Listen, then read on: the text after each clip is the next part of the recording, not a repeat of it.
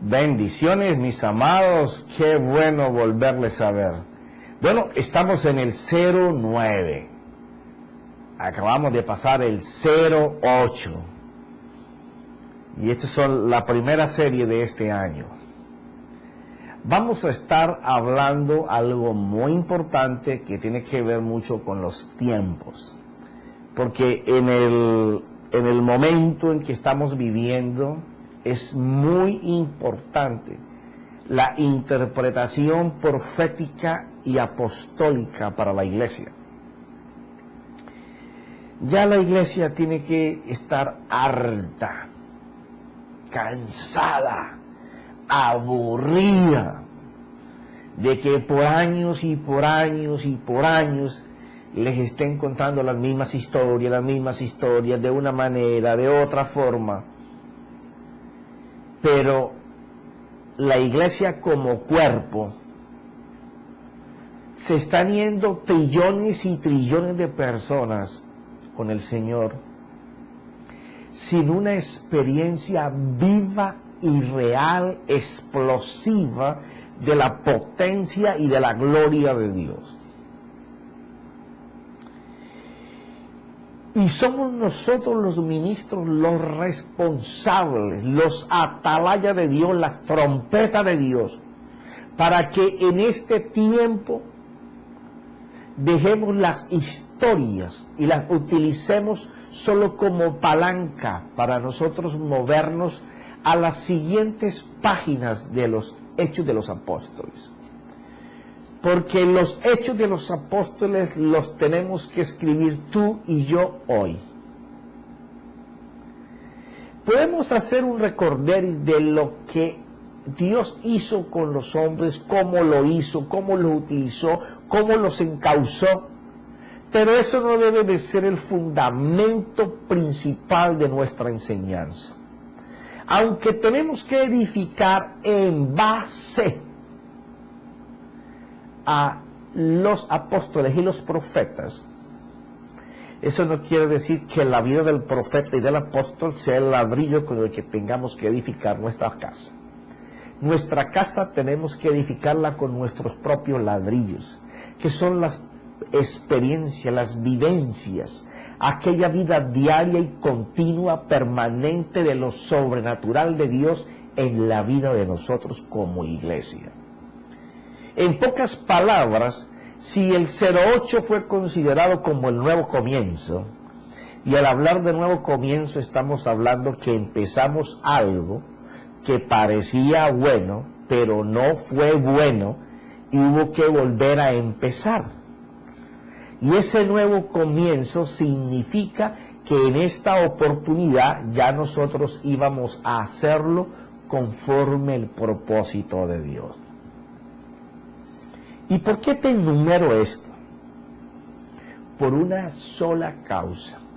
¿Te has preguntado tú qué fue lo que movió a Dios a crear los cosmos, la tierra, a hacer un paraíso para el hombre, colocarlo allí para que gobernara, inclusive no solo lo creado, sino sobre lo que había sido echado a la tierra, que era Satanás y todos sus demonios?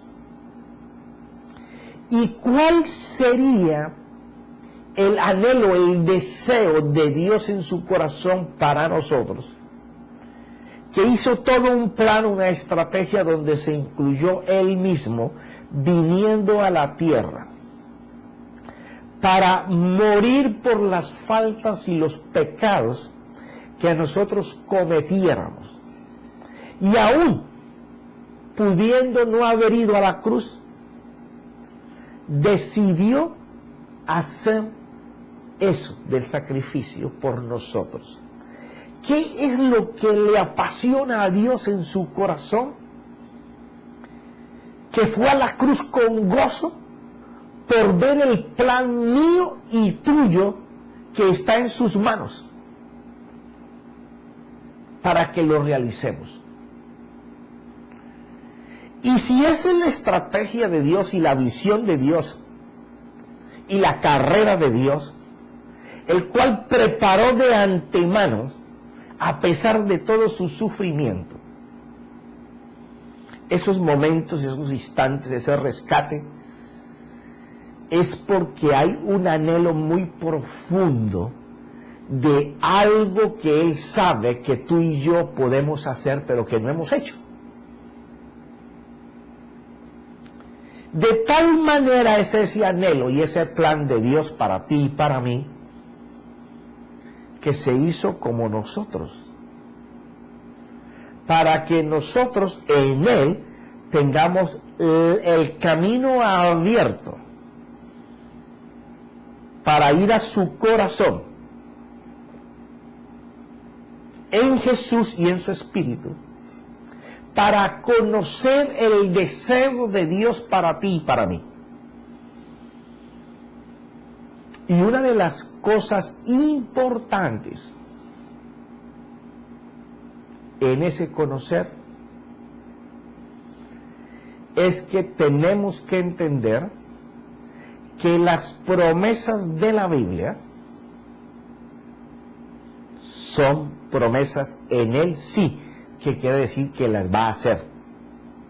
Cuando dice que las va a hacer, no es que están hechas.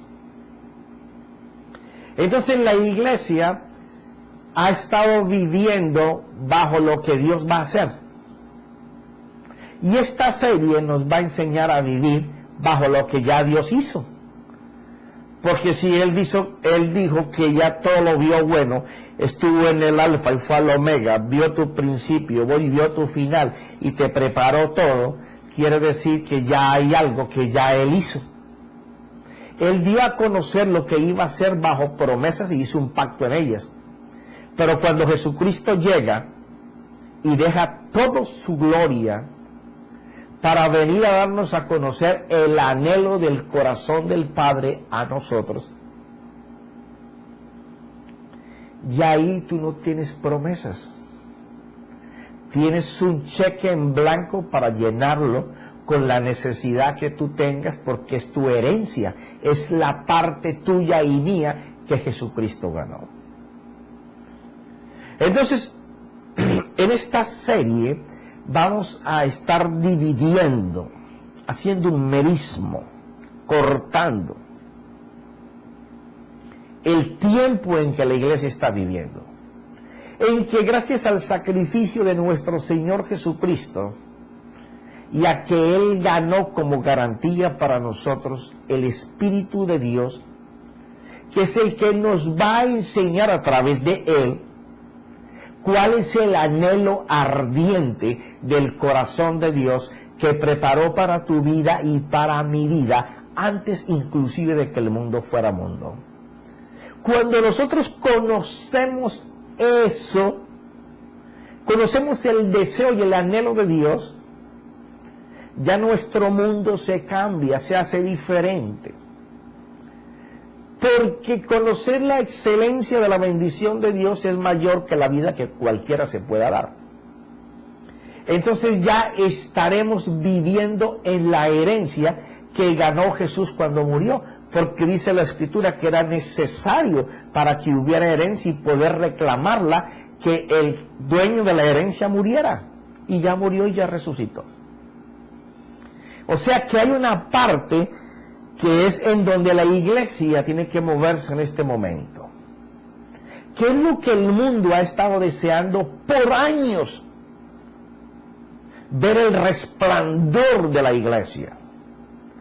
Por eso ese levántate de Isaías 60 no es, oye, levántate y déjate de hacer pereza. No. Levántate allí, como lo hablamos en series anteriores. No sé si fue en Avivamiento o en el altar familiar, no me acuerdo en cuál.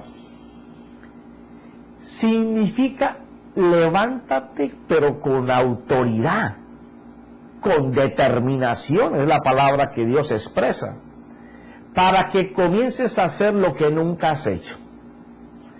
Conocer la herencia te lleva a caminar en lo sobrenatural. Porque mira lo siguiente. Yo aquí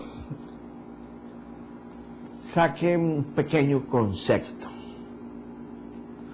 Este es mi libro de promesas. porque a veces es más fácil enseñar con todas las promesas aquí que con toda la enciclopedia que es la Biblia. Pues esta es la síntesis de esto aquí. Pero saqué unos conceptos en base a lo que está escrito en la misma Biblia, haciendo sus traducciones del original para sacar una verdad más correcta. Promesa. La palabra promesa es un ofrecimiento o una oferta. Es mostrar algo ofreciéndolo a alguien para que se comprometa a adquirirlo. Es una propuesta de un regalo, porque eso no es como ir al almacén a que te vendan algo. Prometerte que te voy a dar una casa, un ejemplo, o un carro, es ofrecerte algo mostrándote una cosa que tú no tienes, que es una casa o un carro, y yo ofrezco dártela. Quiere decir que desinteresadamente yo quiero proporcionarte tu necesidad.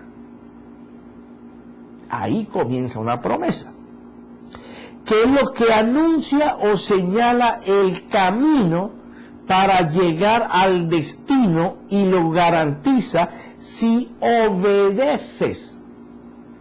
Porque todas las promesas están sometidas a la obediencia a la fe. Si tú obedeces la fe, ella te va a proporcionar llegar al destino, que es el nombre de la promesa que Dios ha hecho. Quiere decir que aquel que vive por promesas, basado en ellas solamente, tiene que andar buscando en la fe, que son las mismas promesas, qué es lo que Él dice que te va a dar. Pero cuando estamos hablando en estos términos, estamos hablando de conocer lo que va a ser mío. Por eso es que la promesa oferta, pero la herencia entrega.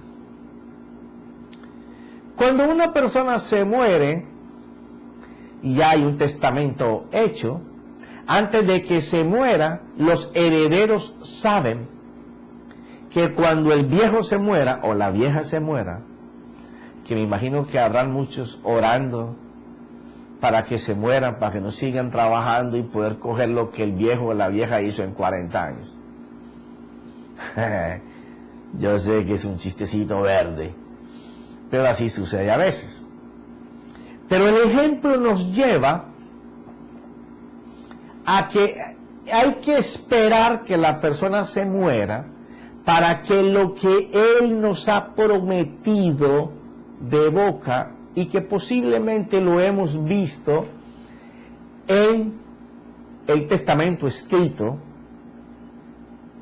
que los padres te pueden llamar y yo voy a dejar esto para fulano, esto para perano y esto para cincelejo y toda la cosa. Tú conoces que eso va a ser tuyo, pero no lo tienes ahora. Hay que esperar que se muera la persona para poder heredarlo. Es una promesa. Así hemos vivido por tiempo en la iglesia. Cuando hace 2009 años las promesas pasaron del bando de promesa a ser una herencia a la cual tú y yo tenemos derecho por lo que Jesús hizo en la cruz y en la resurrección. Y nos dejó como garantía para reclamar esa herencia su Espíritu Santo. Entonces la herencia ya es algo más real. Yo le coloco como más apasionante. Poder estar yendo por lo que es mío mientras otros están sentados esperando o arrodillados, clamando, no sé de qué manera, que las que el dueño del testamento se muera para heredar. La otra parte es conocer que ya la herencia es mía y presentarme, tomar una acción, tomar el derecho a reclamar lo que es nuestro. Esa es la diferencia entre promesa y herencia. El que conoce su herencia puede gozar del producto de un bien y de su beneficio. Porque si a ti te correspondió de la herencia unas casas, pues tú lo primero que haces es tomar posesión de las casas para disfrutar del beneficio de su renta o de vivir en ellas. ¿Qué es lo que hace al morir el dueño del testamento?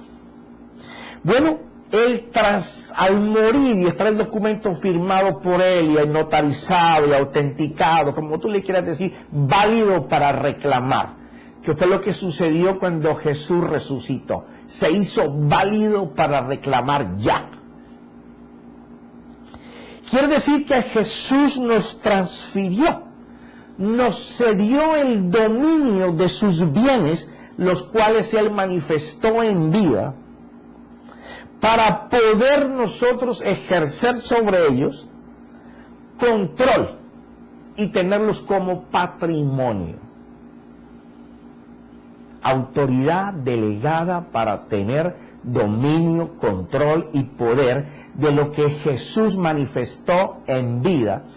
Poder tener eso como patrimonio. Quiere decir que no es que hoy la casa es y mañana fuiste y era de aire y se desapareció. No. Que la herencia que en Jesús tenemos es el patrimonio de la iglesia, por lo cual ella va a sacar provecho y beneficio de lo que Jesús ganó para ella. La herencia es solo recibir. El que es heredero no tiene que trabajar por la herencia. Él se presenta a recibir lo que otro trabajó por años y ahora se lo está dejando a él. Eso se llama en la Biblia gracia. Pero le tenemos tanto miedo a esa palabra que el que habla de gracia pensamos que ya va a comenzar a hablar de una doctrina rara. Y te quiero explicar entre la palabra doctrina, religión y creencia. Yo sé que a veces entro a términos en donde pienso decir otras cosas y el Espíritu Santo me trae otras y se cambian todas las cosas. Pero mira esto. Doctrina, religión y creencia son muy diferentes. Una doctrina se convierte en religión cuando tú crees una cantidad de cosas que te enseña la doctrina, pero que no cambia tu carácter, ni lo moldea, ni te hace alcanzar lo que los principios de esa doctrina enseñan. Entonces se convierte en religión. Y para eso no tiene que tener una sigla de la denominación a la que tú vayas. Cualquier doctrina que no produzca vida en ti es una religión. Una religión más. Pero cualquier creencia que sus principios cambien tu vida, tu carácter, tu manera de pensar, de hablar, de escuchar, de oír, de relacionarte con las personas, de ser un hombre de avanzada, una mujer de avanzada, de cambio, que no está atado a lo que pasó ayer, sino que quiere vivir el sobrenatural de hoy.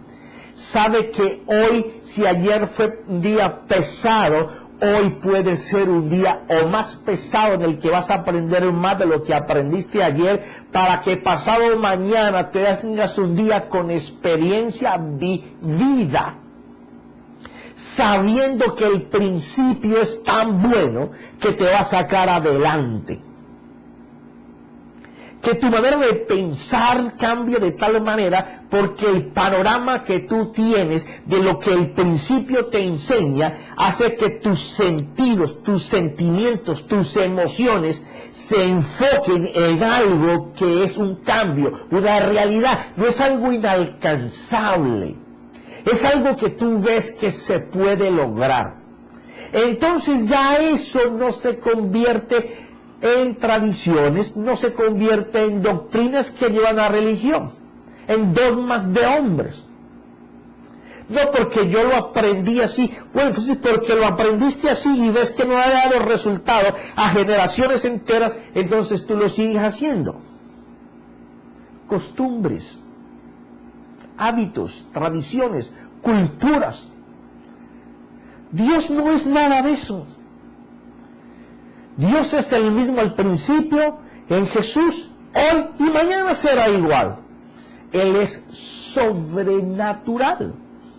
Un principio de Dios tiene que cambiar tu carácter, tu manera de pensar, de oír, de ver, de hablar, de actuar, de visionar, de mirar cómo corres, cómo caminas, con quién corres, dándote cuenta de que todo lo que te llega todos los días es para bienestar tuyo. Así en el momento tú estés pasando mal, pero estás mirando que es un taller para poder ir. Ese vive en herencia, no vive en promesa. El que vive en promesa siempre tiene que ir a la promesa para que la promesa lo anime.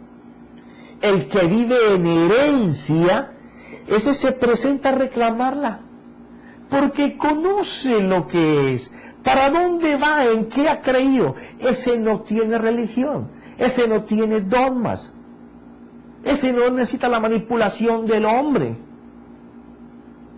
ese no convierte su creencia en una doctrina que es religión. Él tiene una creencia que es vida. Cuando una creencia es vida, ya deja de ser religión y doctrina irregular. Se convierte en una fórmula divina para ir creciendo todos los días a como fuimos creados al principio, una divinidad en imagen y semejanza igual a Dios. Fuimos hechos a su imagen y a su semejanza. A veces nos cuesta trabajo pensar que cuando estemos al final vamos a estar como en el principio del paraíso, hablando con Dios cara a cara y cogido de la manito de Él. ¿Por qué? Porque ese fue el plan de Dios. Pero Él quiere que aquí el mundo entero, en este año que empieza del 2009, el 2010 y gran parte del 2011, la ira de Dios va a estar sobre la tierra, porque la tierra desechó la creencia real en Dios para hacer de ella religión, doctrina, dogmas, costumbres, culturas, puras muletas para caminar en la inteligencia del hombre. Y Dios va a empezar por su iglesia. Es bien importante que tú empieces a moverte en lo espiritual, empieces a conocer quién tú eres, cómo Dios te mira, que tu creencia sea tan real que Él resplandezca sobre ti, porque aunque conoces las promesas, no estás esperanzado en que se cumplan, sino que tú te presentas para reclamar tu herencia, la cual Jesucristo ganó para ti y para mí. Eso quiere decir que igual que el que recibe un testamento, ese no va a ir con una cantidad de dinero o de bienes materiales para pagar para que le entreguen lo que es de él. O no va a ir a hacer trabajos o planes o estrategias para que le entreguen lo que es de él. No, él se presenta como aquel que es hijo o familiar del que murió, el cual se agradó por su vida y le dejó una herencia. Bueno, Dios se agradó en ti y en mí cuando Él no te ve ni a ti ni a mí. Cuando Él ve a Jesucristo en nosotros, como lo dice Pablo en 1 Corintios capítulo 1, versículo 29, 30 y 31. Quiere decir que por cuanto el Padre nos ve en Jesús escondidos, Él te llama heredero. Y un heredero no tiene que hacer nada para recibir. Solamente se tiene que presentar a recibir. Y como se presenta solo para recibir, quiere decir que para poder Él presentarse en ese banco del cielo, tiene que utilizar el único vehículo que hay para Él, que es una fe. Pero una fe materializada. O una fe que está en acción, en movimiento, que va a causar de que se me entregue lo que es mío. Cuando estamos hablando de estos términos, estamos hablando de que la fe en la que yo me tengo que mover es una fe en la cual yo camino yendo a recibir, no esperando recibir, sino que camino recibiendo. Camino hacia lo que se me prometió como promesa, pero que yo ahora entiendo que es mío, voy a tomarlo. Pero me tengo que mover en una fe que me va a tomar eso. Profeta, hay dos tipos de fe. Hay una sola fe. Es como tú la pongas a trabajar. Tú la puedes poner a trabajar bajo esperanza o la puedes poner a trabajar bajo dominio propio.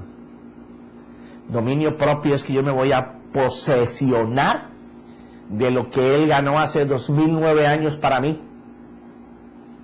Entonces, mi creencia, perdón, va a tener una fe real. Una fe de conquista, de posesión. Mira, por ejemplo, aquí en mi librito de promesas,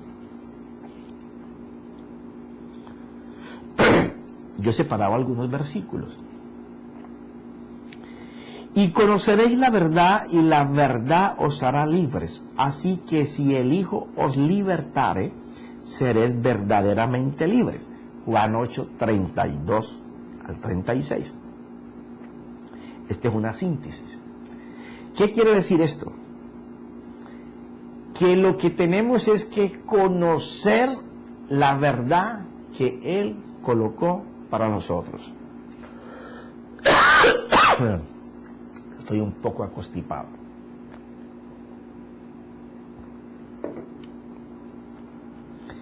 Quiere decir que si nosotros conocemos la verdad de Él en cuanto a nuestra herencia, vamos a sentirnos libres para poder alcanzar lo que es nuestro. Y eso solo se logra por su Espíritu y por su Hijo, que es el Verbo. Por eso es que si conoceréis la verdad. El pueblo de Israel no pereció tanto porque no conocía la verdad, sino porque no la entendía. Y lo mismo le pasa a la iglesia. Perdón. Porque el Señor es el Espíritu, y donde está el Espíritu del Señor, allí hay libertad. Aquí hay dos cosas. La primera te habla de conocer la verdad. El Hijo es la verdad. Y si conocemos esa verdad, nos hará libre. Pero también habla de que Él es el Espíritu. Quiere decir que hay una combinación entre palabra y espíritu, que es la que nos va a meter a reclamar la herencia. Ha llegado el tiempo en que la iglesia tiene que apoderarse de la verdad de Dios en Jesús y en espíritu. Porque Jesús enseñaba con la misma palabra de los fariseos de ese tiempo, pero nunca Jesús hacía lo que ellos hacían. Ellos decían una cosa, pero hacían otra. Jesús hacía lo que él decía. Y la misma palabra en Jesús producía cosas sobrenaturales y en ellos producía muerte. Por eso muchos de ellos vinieron a él, preguntándole, que reconocían que tenía que venir de Dios, porque lo mismo en ellos era doctrina, era religión, pero en Jesús era vida. De eso se trata esta serie. Y yo te animo que cuanto antes llames a tus amigos. Porque en este año 2009, en que el juicio de Dios va a empezar por casi 3 años contra la tierra, porque la tierra desechó a Dios. Los habitantes de la tierra desecharon a Dios. De los gobiernos, de las escuelas, de las cortes, de las casas, de las universidades. Todo el mundo desechó a Dios para irse tras la conquista material por el esfuerzo físico o intelectual. Y ahora, el que no viva alcanzando la palabra de Dios a través de Jesús y su Espíritu, va a entrar bajo el grupo de impiedad. Los que conociendo a Dios actúan como los impíos. Pero todos aquellos que se muevan bajo la fórmula de Jesús, palabra ministrada por el Espíritu de Dios, será libre para alcanzar su herencia.